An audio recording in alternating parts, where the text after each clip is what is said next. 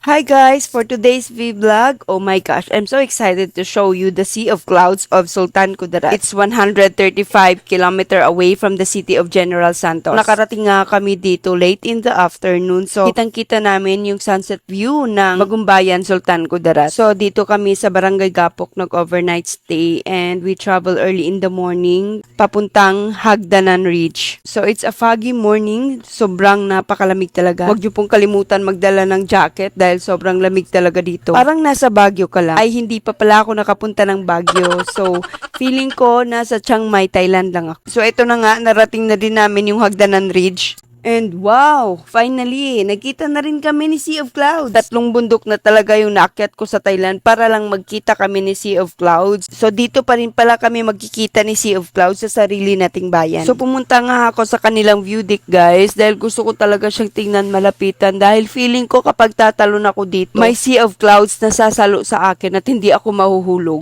So, I recommend to stay here overnight dahil pwede kayong mag-camping dito. Meron naman silang tent city. Bring your own tent lang dahil wala silang tent rental dito. Overnight entrance is 100 pesos. Day tour is 25 and evening tour is 35. A house rental is 1,500.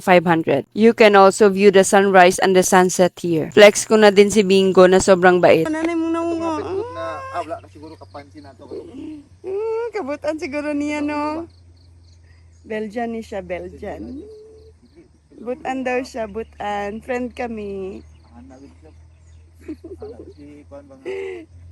And by the way guys, Hagdanan Ridge is located at City of Falls, Bagumbayan, Sultan Kudarat. So if you're looking for a place to relax and get away from the bustling city, come and visit Hagdanan Ridge. It's so nice to find a place where you can refresh, relax, and rejuvenate yourself with nature. Meron silang canteen dito guys at nag-order na rin kami ng food for breakfast. Thank you nga pala Mr. and Mrs. Akor for recommending this place. Sila nga yung nag-recommend ng place guys at sila din yung nagbayad. Wow! Pwede ka raw mag-request or magpaluto sa kanila guys in advance. Just message the official FB page. Masarap daw yung native na tinulang manok nila dito guys, sabi ng friend ko. Amazing talaga yung Sea of Clouds nila dito guys dahil kahit 7:30 na, meron pa ring Sea of Clouds. Flex ko na din guys yung falls nila sa gilid ng daan. Kaya nga siguro tinawag na City of Falls dahil dito sa falls na ito.